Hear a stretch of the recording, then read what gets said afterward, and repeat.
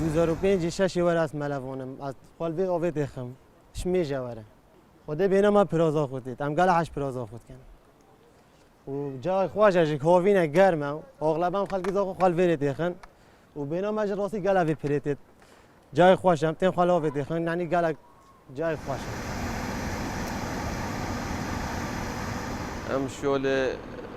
غواصیت کن وکیل بیجن شول مج جنازه نه اکب کفت آوکی ده تقریبا 3 ساله عمل تیمامه نوبداری الپرادلالت گرد و سالا چوی ما تقریبا 40 مروفت قرطال کرین او قانو که هاوینه عالم قصد آوید کد و گرمه جو قصد آوید کد خواهینت کد آویجک اف ساله زیده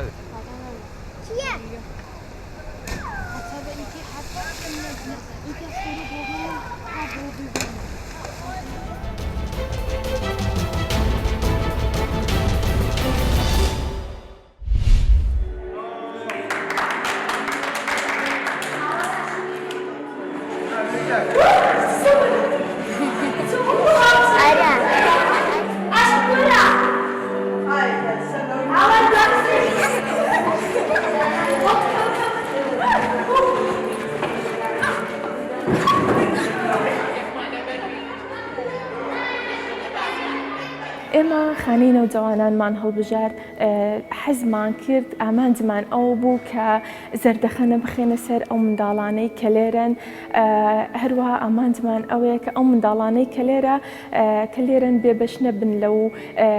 لەو خۆشی ژیانی تەمەنیانەوە کە بتوانن چێژ وەرگرن.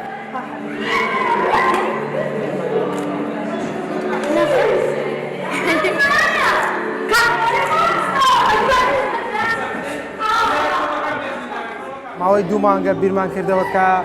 پرۆژەیەکی جوان چالاکی بۆ منداڵان بکەین ئێرە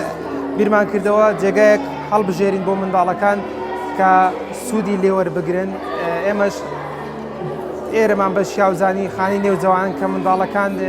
بێبەشن لە زۆر شت ئێمەش هەستاین بە کردنەوە و دروستکردنی قاعەیەکی خنجیرانە بۆ منداڵە بچکۆلەکان و چاوگەشەکان تا بێبەش نەبن لەم یاریانە.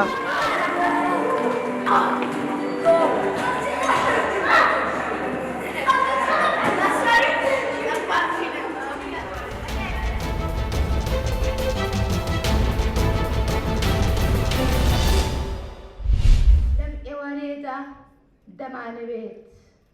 لە خەم و حەسرەتی ژیان گەڕین